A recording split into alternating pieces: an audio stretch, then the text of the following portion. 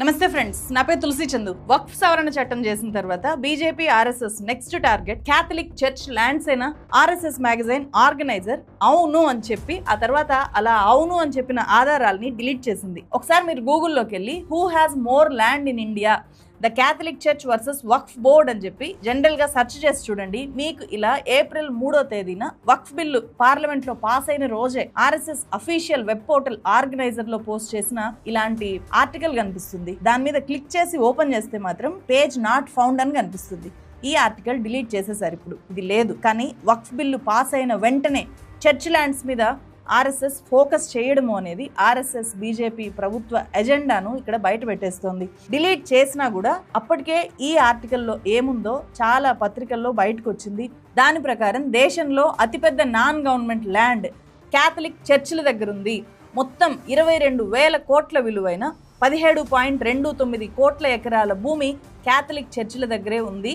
Britishers కాలంలో ఈ భూమిని చర్చిలకి లీజుకి ఇచ్చారు. ఆ తర్వాత 1965 సర్క్యులర్ ప్రకారం ఈ భూమినంతా కూడా ప్రభుత్వం స్వాధీనం చేసుకోవాల్సింది. కానీ అప్పటి ప్రభుత్వాలు అలా స్వాధీనం చేసుకోవడంలో ఫెయిల్ అయ్యాయి అని చెప్పి ఆర్గనైజర్ ఒక పెద్ద ఆర్టికల్ రాసింది. అంటే త్వరలో మన దేశంలో చర్చిల భూముల మీద వివాదాలు మొదలవ్వచ్చు అనేది ఈ ఆర్టికల్ ని బట్టి మనం అర్థం చేసుకోవాల్సిన విషయం. వక్ఫ్ సవరణ చట్టం 2025 అమల్లోకి వచ్చింది. The Waqf Amendment Bill 2025, after passage from the Parliament, Waqf Bill gets presidential nod and Waqf Amendment Bill is now a law.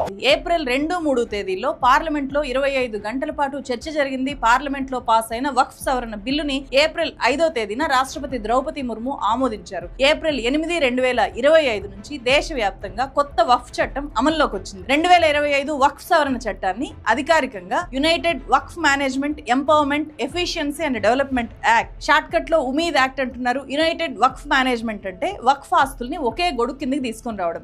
Empowerment efficiency అంటే వక్ఫ్ బోర్డును బలోపేతం చేసి సమర్థవంతంగా పనిచేసేలాగా చేయడం. డెవలప్మెంట్ అంటే వక్ఫ్ ఆస్తుల ద్వారా అభివృద్ధిని ప్రోత్సహించడం. ఇలా చేసి పేద ముస్లింలకు ఉమీద్ ఇవ్వడము ఈ చట్టం లక్ష్యము అని చెప్పి కేంద్ర ప్రభుత్వం ప్రకటించింది. ये सारा व्यवस्था देखने के बाद सबके मन में उम्मीद जागेगा. उम्मीद इसलिए जागेगा कि एक नए सवेरा आने वाला है. इसलिए नए एक्ट का नाम भी उम्मीद हो गया है.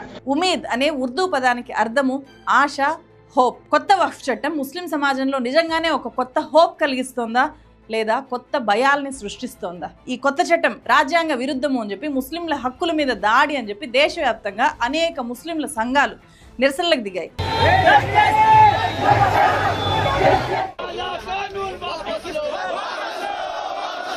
చట్టాన్ని వెనక్కి తీసుకోవాలి అని చెప్పి ఎంతో మంది ఉద్యమిస్తున్నారు. All India Muslim law board ఆధ్వర్యంలో కోల్కతా, చెన్నై, అహ్మదాబాద్, బెంగళూరు, హైదరాబాద్, తిరువనంతపురం లాంటి సిటీస్ లో భారీ నిరసన ప్రదర్శనలు జరుగుతున్నాయి.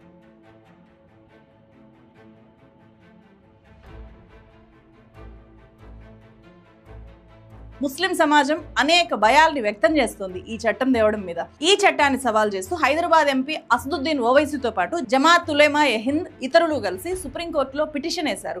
After the Parliament cleared the Waqf Amendment Bill, two opposition MPs have taken the matter to the Supreme Court by filing petitions against the bill. April 15న ఈ పిటిషన్లను విచారించడానికి సుప్రీంకోర్టు ప్రధాన న్యాయమూర్తి జస్టిస్ ఖన్నా స్వీకరించారు. వక్ఫ్ బిల్లు మీద వీడియో చేయండి అని చెప్పి నన్ను చాలా మంది ఎప్పటి నుంచో అడుగుతున్నారు. అందుకే సామాన్యులకు కూడా ఈ చట్టం ఏంటి, దీని ఉద్దేశం ఏంటి అనేది పూర్తిగా అర్థమయ్యేలాగా ఈ వీడియోలో చెప్పే ప్రయత్నం చేస్తాను. ఈ వీడియోలో ప్రధానంగా వక్ఫ్ అంటే ఏంటి, వక్ఫ్ చరిత్ర, వక్ఫ్ చట్టాలు ఎలా మారాయి, వక్ఫ్కున్న ఆస్తిపాస్తులు, 1995 వక్ఫ్ చట్టం, 2013 నాటి సవరణ చట్టానికి కొత్త చట్టానికి మధ్య ఉన్న తేడాలేంటి, ముస్లిం సమాజంలో ఉన్న భయాలేంటి, ఇవన్నీ కూడా డీటెయిల్డ్ గా ఎక్స్ప్లెయిన్ చేసే ప్రయత్నం చేస్తాను. ఇవన్నీ తెలుసుకున్న తర్వాత ఈ చట్టం పేరులో ఉన్న హోప్ నరేంద్ర మోదీ ప్రభుత్వ విధానాల్లో ఎంతవరకు ఉందో మీకు అర్థమవుతుంది. ఫస్ట్ టైం కనుక మన ఛానల్ చూస్తుంటే ఖచ్చితంగా సబ్స్క్రైబ్ చేయండి.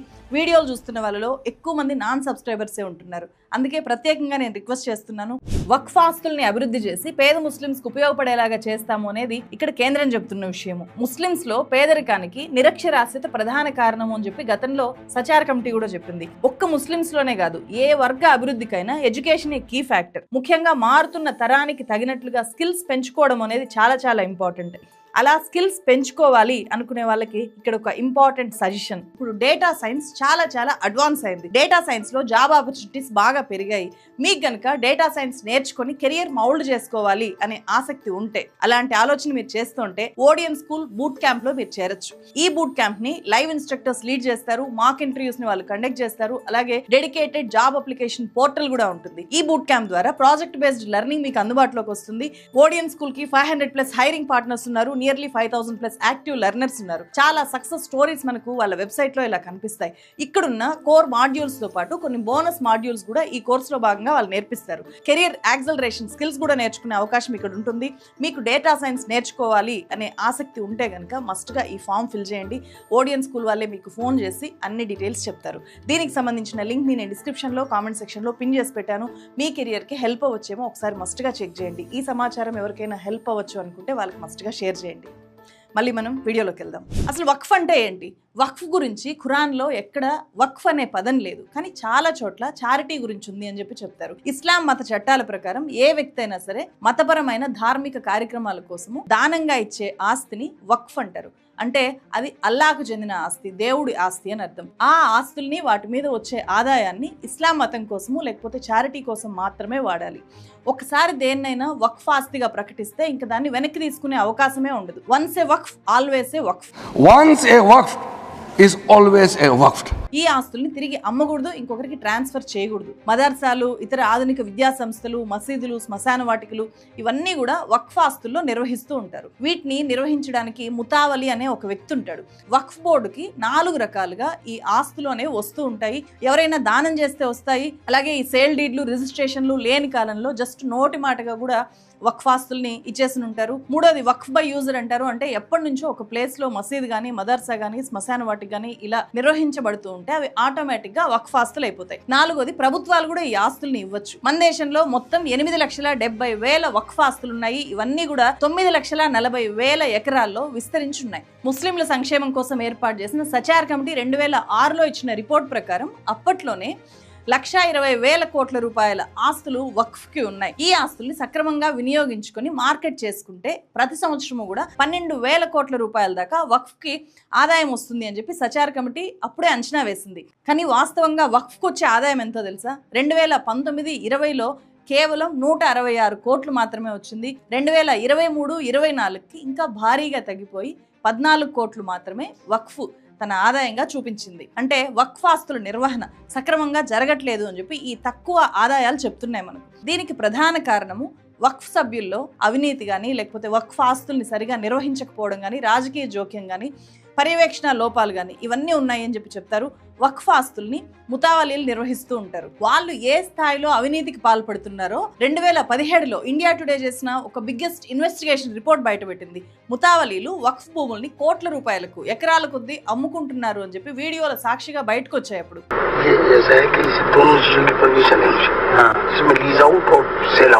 ఇండియాస్ బిగ్గెస్ట్ వక్ఫ్ స్కామ్ అని చెప్పి ఇండియా టుడే అప్పుడు ఇలా బయటపెట్టింది. India Today's undercover reporters discovered how caretakers of these awqaf are selling them for a pittance.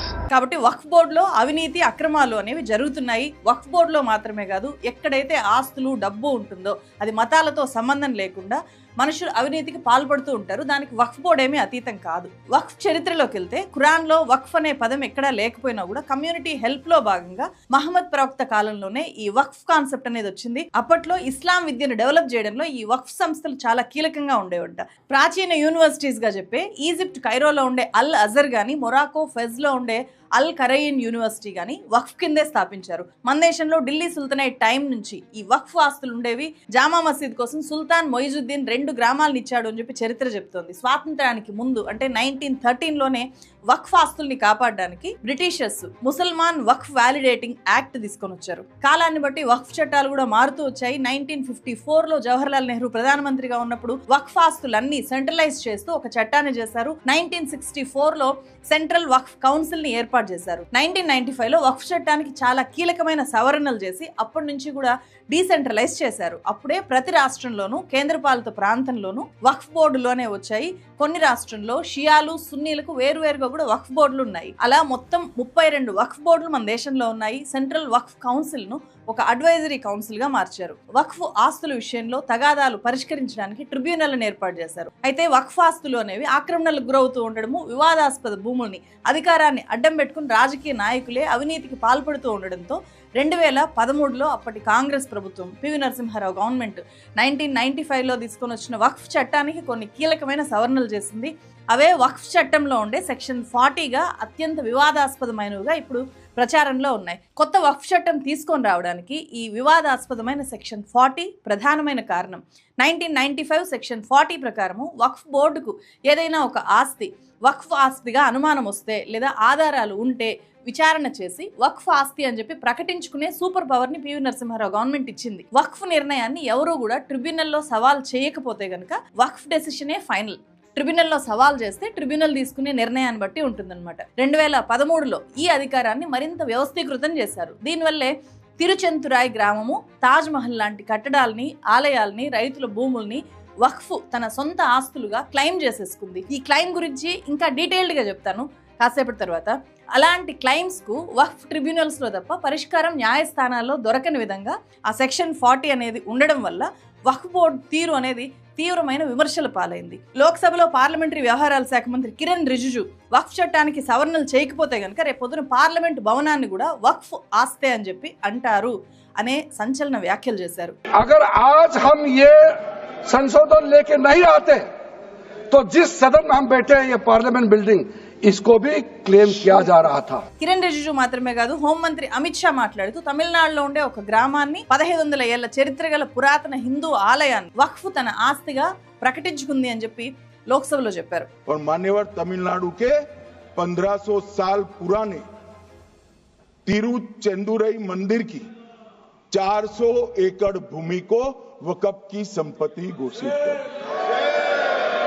తమిళనాడులో ఉండే గ్రామాన్ని, టెంపుల్ని, అలాగే తాజ్ మహల్ని వక్ఫ్ తన ఆస్తిగా ప్రకటించుకోవడమే ప్రజల్లో వక్ఫ్ చట్టాన్ని సవరించాలి, వక్ఫ్ దేన్నైనా ఆక్రమించేసుకుంటుందా, ఇదేం చట్టము అనే భావనని పెంచి పోషించింది. సో తమిళనాడు గ్రామం విషయంలో అసలు ఏం జరిగింది, అసలు విషయాల్ని బయటికి రానివ్వకుండా ప్రచారాన్ని మాత్రం గోరంతని కొండలతో చేసి చెప్తున్నారు. అలాగే తాజ్ మహల్ విషయంలో ఏం జరిగిందో కూడా ఈ రెండు ఇన్సిడెంట్స్ని కొంచెం డీటెయిల్డ్గా చెప్తాను.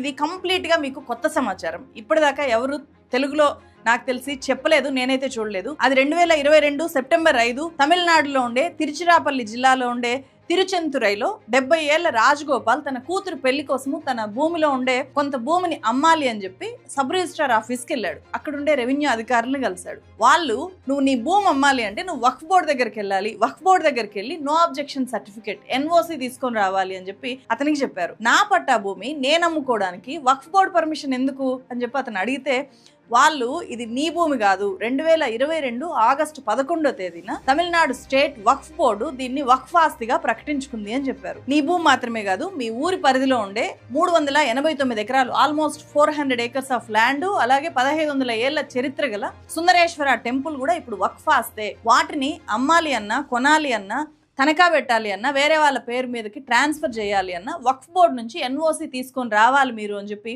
రెవెన్యూ అధికారులు చెప్పారు. The Waqf Board in Tamil Nadu has recently claimed ownership of an entire village, taking the villagers by shock. It also has a 15-year-old Sundareshwarar temple, with villagers now wondering how the Waqf could claim ownership of this property as well. ఈ రాజగోపాల్ అనే వ్యక్తి అధికారంలో ఉన్న DMK పార్టీకి సభ్యుడు కూడా, అంటే కార్యకర్త టైప్ సభ్యుడు. సో క్షణాల్లో ఈ వార్త ఊరంతా తెలిసిపోయింది, అందరూ షాక్ తిన్నారు. బీజేపీ ఎంటర్ అయిన తర్వాత ఇది చాలా పెద్ద ఇష్యూ, నేషనల్ ఇష్యూగా మారిపోయింది. అనేక దశాబ్దాలుగా భూమి పట్టాలు వాళ్ళకు ఉన్నాయి, పాస్ పుస్తకాలు ఉన్నాయి, అడంగళ్ళు ఉన్నాయి. అయినా సరే ఈ భూమి వక్ఫ్ ఆస్తి ఎలా అవుతుంది, వక్ఫ్ ఇది నా ఆస్తి అని చెప్పి ఎలా క్లెయిమ్ చేసుకుంటుంది అని చెప్పి ఊరంతా ఆందోళనకు దిగారు. వాళ్ళది 100% న్యాయమైన పోరాటము. అందులోనూ తిరుచెంతురైలో హిందువులే చాలా ఎక్కువగా ఉంటారు. గతంలో ఆ ప్రాంతం ముస్లిం పాలకుల కింద కూడా లేదు. అందులోనూ 1500 ఏళ్ల చరిత్ర గల టెంపుల్ అంటే అప్పటికి ఇస్లాం మతం కూడా పుట్టలేదు. సో ఇస్లాం మతం పుట్టక ముందు కట్టిన ఆలయము ఇప్పుడు వక్ఫ్ ఆస్తి ఎలా అవుతుంది? ఇది పెద్ద ఎత్తున కథనాలు రావడానికి దేశవ్యాప్తంగా దారితీసింది. నిజానికి ఈ ల్యాండ్ వక్ఫ్ది కాదా, వక్ఫ్కి దీనికి సంబంధం లేదా అంటే ఇది వక్ఫ్ ల్యాండే నిజానికి, యాజ్ పర్ ద రికార్డ్స్. ఈ భూమి 1956 జూన్ 27న గెజెట్ నోటిఫికేషన్ ద్వారా వక్ఫ్ ఆస్తిగా రిజిస్టర్ అయిన భూమి. కేంద్ర మైనారిటీ వ్యవహారాల మంత్రిత్వ శాఖ పరిధిలో ఉండే వక్ఫ్ ఆస్తుల మేనేజ్మెంట్ వెబ్సైట్లో కూడా ఈ విషయం ఉంది అని చెప్పి న్యూస్ మినిట్ వెరిఫికేషన్ చేసి ఈ ఆర్టికల్లో ఇలా చెప్పింది. అసలు విషయం ఏంటి అంటే 18వ శతాబ్దంలో హిందూ రాణి మంగమ్మాల్ ముస్లింల కోసం అనేక భూముల్ని, ఆ ప్రాంతానికి చెందిన భూముల్ని దానంగా ఇచ్చిందంట వక్ఫ్కి. సో కాపర్ కాగితం ఆధారాలు తమకు దొరికాయి అని చెప్పి వక్ఫ్ ఈ భూమిని రిజిస్టర్ చేసింది. 1954లో దొరికిన ఆధారాల వల్ల 1956లో వక్ఫ్ ల్యాండ్గా వీటిని రిజిస్టర్ చేశారు. వక్ఫ్ ఆస్తుల విషయంలో ఎప్పుడు ఆధారాలు దొరికినా కూడా వాటిని వక్ఫ్ భూములుగా క్లెయిమ్ చేయొచ్చు అని చెప్పి 2013 వక్ఫ్ యాక్ట్ సెక్షన్ 40 చెప్పడం అనేది ఈ క్లెయిమ్ చేసుకోవడానికి దారితీసింది. ఇక్కడ బీజేపీ చేసిన ప్రచారమే అందరికీ తెలుసు, కానీ వక్ఫ్ బోర్డు ఇచ్చిన వివరణ ఏంటి అనేది పెద్దగా ప్రచారంలో లేదు. ఆ వివరణ ఏంటి అంటే ఈ వక్ఫ్ ల్యాండ్ను హిందువులు కూడా ప్రాపర్ అప్రూవల్తో ఉపయోగించుకోవచ్చు, ఇక్కడ మతంతో కులంతో సంబంధం లేదు, పురాతన ఆలయం ఉన్నప్పుడే ఈ భూమిని అంతా కూడా ఆలయం సహా దానంగా వక్ఫ్కి ఇచ్చారు అని చెప్పి వక్ఫ్ బోర్డు చెప్పింది. 2022 సెప్టెంబర్లో గ్రామస్తులు వక్ఫ్ బోర్డు మధ్య శాంతి చర్చలు జరిగాయి కలెక్టర్ ఆధ్వర్యంలో. ఈ చర్చల్లో వక్ఫ్ బోర్డు నుంచి ఎన్ఓసి లేకుండానే తిరుచంతరై గ్రామస్తులు భూముల్ని అమ్ముకోవచ్చు, కొనొచ్చు, తాకట్టు పెట్టచ్చు, ఎవరి పేరు మీదకైనా మార్చుకోవచ్చు. అంటే పూర్తి హక్కులు వాళ్ళ సొంత భూమి మీద ఎట్లా ఉంటాయో అన్ని హక్కులు కలిగి ఉంది అని చెప్పి ఒక తీర్మానం చేశారు. అలాంటి ఒప్పందం కుదిరింది. దీంతో వివాదం అంతటితో పూర్తిగా సద్దుమణిగింది. కానీ ఇలా వివాదం సద్దుమణిగింది అనే విషయం ఎంతమందికి తెలుసు? ఇలా ఎన్ఓసి లేకుండానే భూములు అమ్మచ్చు, కొనొచ్చు అనేలాగా శాంతి చర్చలు జరిగాయి అనే విషయం కూడా ప్రచారంలోకి రాలేదు. వక్ఫ్ బోర్డు ఆక్రమించుకునేసింది అని జరిగిన ప్రచారంతో పోల్చితే ఈ ఇష్యూ జరిగినప్పటి నుంచే వక్ఫ్ బోర్డు ఏ ఆస్తిని అయినా సరే ఎలాంటి ఆధారాలు లేకపోయినా ఆక్రమించేస్తుంది అనే ప్రచారాన్ని కూడా చాలా ఎక్కువగా చేశారు. అలాగని వక్ఫ్ బోర్డు తప్పులే చేయలేదంటే చాలా చేసింది.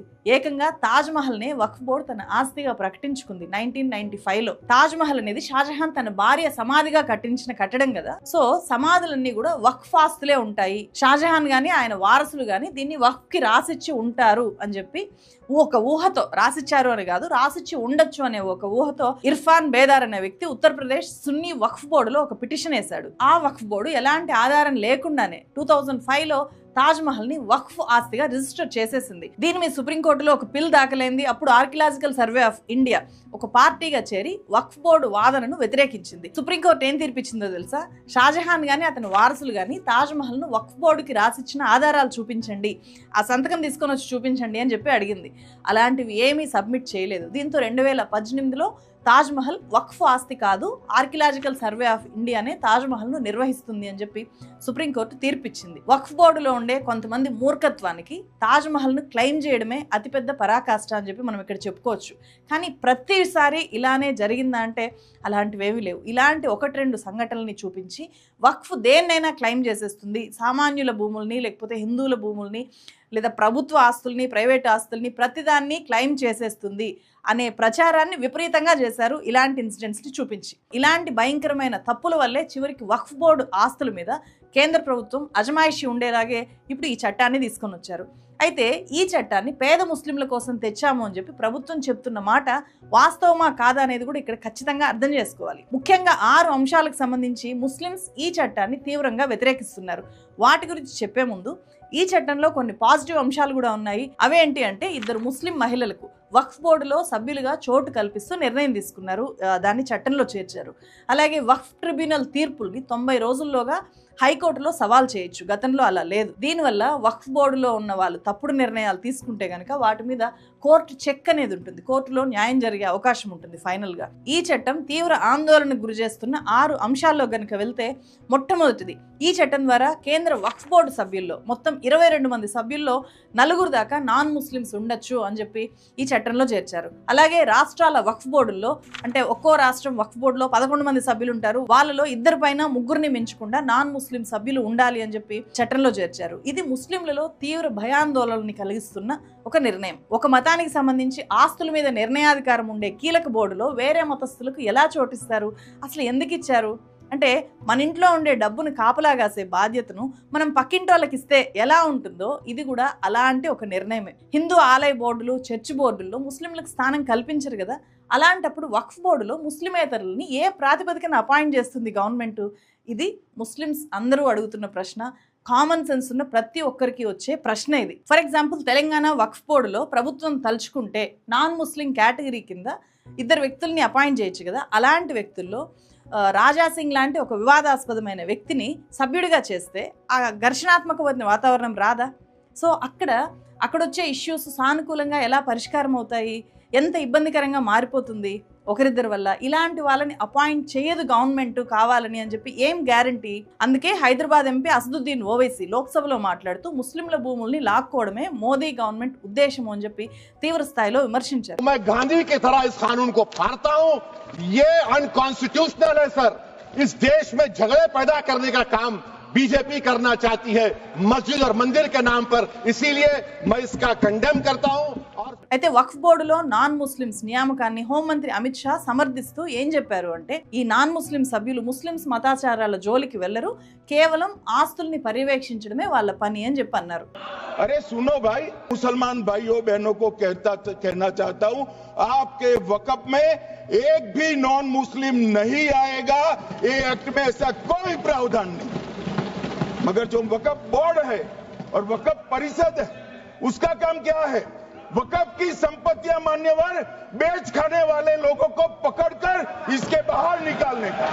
అయితే అమిత్ షా వాదన ఎలా ఉంది అంటే, మీ ఇంట్లో ఎంత డబ్బు ఉందో పొరుగింటి వాళ్ళు వచ్చి లెక్క పెడతారు కానీ ఆ డబ్బును వాళ్ళు ఏమీ తీసుకోరు, నమ్మండి అని చెప్పినట్లుంది. మరి నమ్ముతారు ఎవరైనా? అంతెందుకు టీటీడీ బోర్డు సభ్యులుగా వేరే మతస్థుల్ని అపాయింట్ చేయడం అనేది సమంజసమేనా? అలా చేస్తే బీజేపీ యాక్సెప్ట్ చేస్తుందా? అంతెందుకు ప్రఖ్యాత పుణ్యక్షేత్రాలు ఉన్న చోట ఎప్పటి నుంచో రకరకాల మతాల వాళ్ళు చిన్న చిన్న వ్యాపారాలు చేసుకునే కల్చర్ మన దేశంలో ఎప్పటి నుంచో ఉంది. కానీ ఇప్పుడు ఆ కల్చర్ని ఎవరు ధ్వంసం చేశారు, ఎవరు వాళ్ళనంతా అక్కడి నుంచి ఉండనివ్వకుండా తరిమి కొట్టారు. యూపీలో అలాంటి ఇన్సిడెంట్స్ ఎన్ని జరగలేదు, మన తెలుగు రాష్ట్రాల్లో కూడా అలాంటి కల్చర్ మెల్లగా పాకుతూ ఉండడాన్ని మనం చూస్తున్నాము.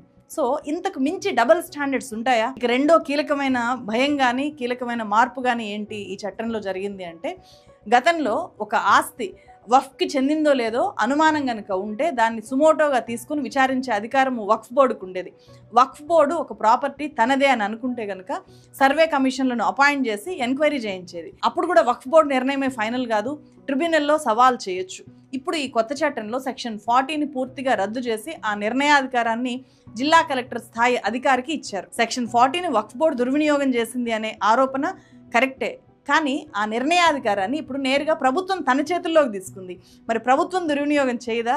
ఇప్పుడు ఆ స్థానంలో కలెక్టర్ నిర్ణయం తీసుకునే వ్యక్తిగా ఉంటారు. సో కలెక్టరు నిజాయితీగా ఉంటారు అనే గ్యారంటీ ఏంటి? ఆ అధికారిని మేనేజ్ చేసి ఎవరైనా సరే వక్ఫ్ ఆస్తిని కొట్టేయాలి అంటే అలా కొట్టేసే ఛాన్స్ పుష్కలంగా ఈ చట్టం కల్పించింది అనే భయాలు ముస్లిం సమాజంలో చాలా ఎక్కువగా ఉన్నాయి. మూడో కీలకమైన మార్పు, ఇప్పటిదాకా వక్ఫ్కి ఎవరైనా నాన్ ముస్లిమ్స్ విరాళాలు కానీ దానాలు కానీ ఇవ్వాలి అంటే హాయిగా ఇచ్చేవాళ్ళు. కానీ ఇక మీదట అలా ఇవ్వాలి అంటే 5 ఏళ్ళు కనీసం ఇస్లాంని అనుసరించాలంట. అలా అనుసరించే వాళ్ళు మాత్రమే దానాలు ఇవ్వాలంట. ఇది మరీ విచిత్రము. ప్రపంచంలో ఇట్లాంటి ఒక కండిషన్ని మనం ఏ దేశంలో కూడా చూస్తుండం. వక్ఫ్ ఆస్తులు పెరగకూడదు అని చెప్పి కేంద్రం కోరుకునేటప్పుడు ఆ విషయాన్ని నేరుగానే చెప్పేసేయచ్చు కదా.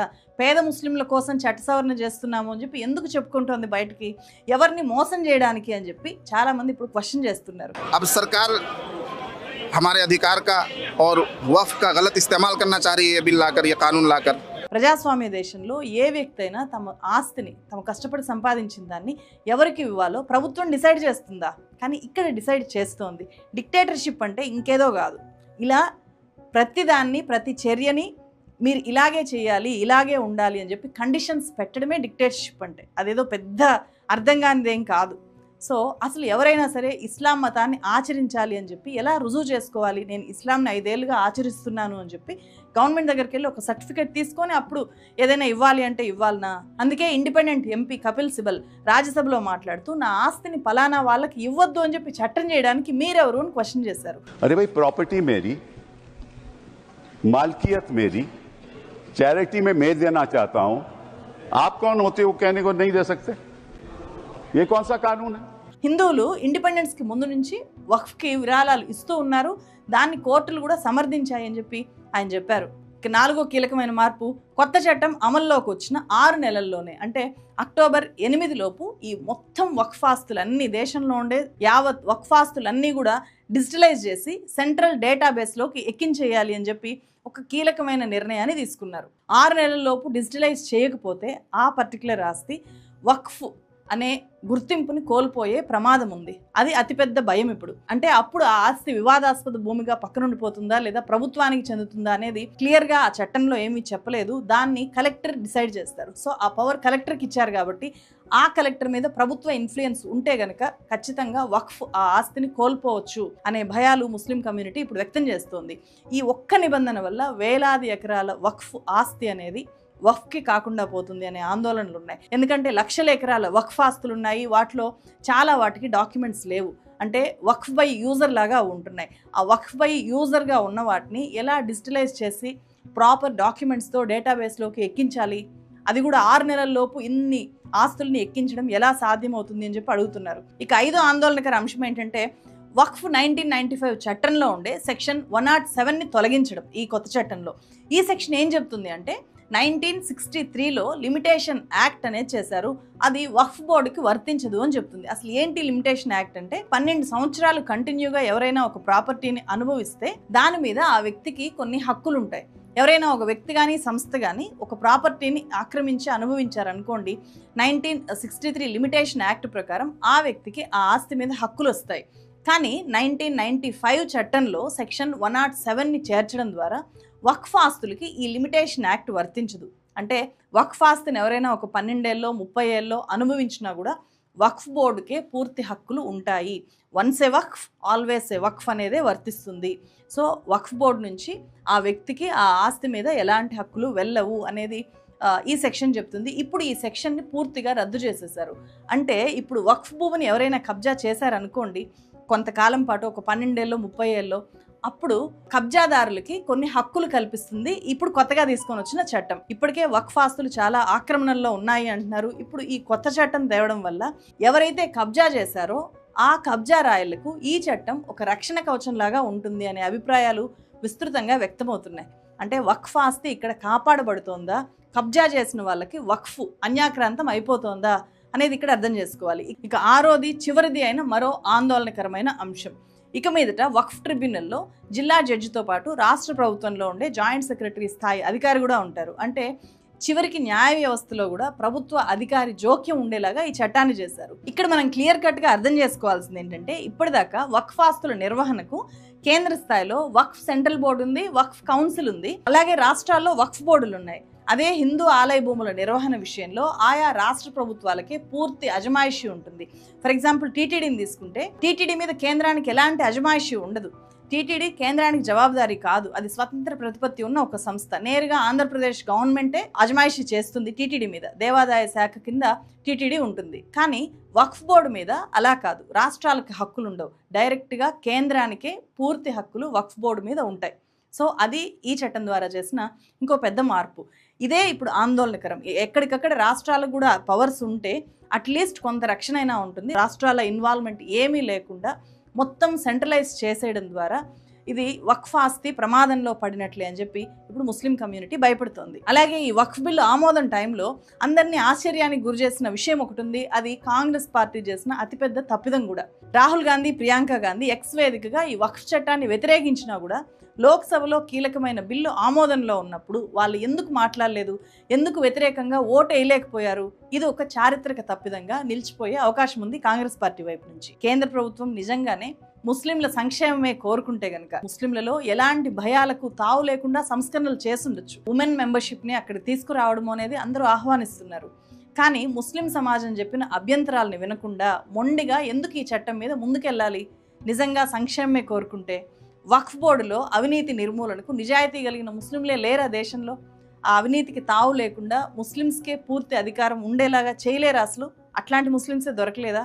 సో ముస్లింలను కాదు అని చెప్పి నాన్ ముస్లింలను వక్ఫ్ బోర్డులో సభ్యులుగా అపాయింట్ చేయడం అనేది రాజ్యాంగ విరుద్ధమే కాదు, రాజ్యాంగానికి అది అగైనెస్ట్. అంతేకాకుండా ముస్లింల నైతికతను ఘోరంగా అవమానించడం ఇక్కడ. అంటే వాళ్ళను నమ్మకుండా వాళ్ళ మీద ఒక నిఘా నేత్రాల్లాగా నాన్ ముస్లిమ్స్ని అపాయింట్ చేయడము అనేది. ఇప్పటికే 10 ఏళ్లుగా ముస్లిమ్స్ మీద ఎలాంటి అణచివేత కొనసాగుతుందో చూస్తున్నాము. వాళ్ళ తిండి మీద, దుకాణాల మీద, ఇళ్ల మీద, కల్చర్ మీద, మసీదుల మీద రాజకీయ దాడులు, భౌతిక దాడులు కొనసాగిస్తున్న బీజేపీ ప్రభుత్వము ఇప్పుడు ముస్లింల మతం మీద, ఆర్థిక మూలాల మీద దాడి మొదలుపెట్టిందా? అది కూడా అఫీషియల్గా చట్టం చేసి మొదలుపెట్టిందా అనేది ఇక్కడ మనకు అర్థమైపోతున్న విషయం.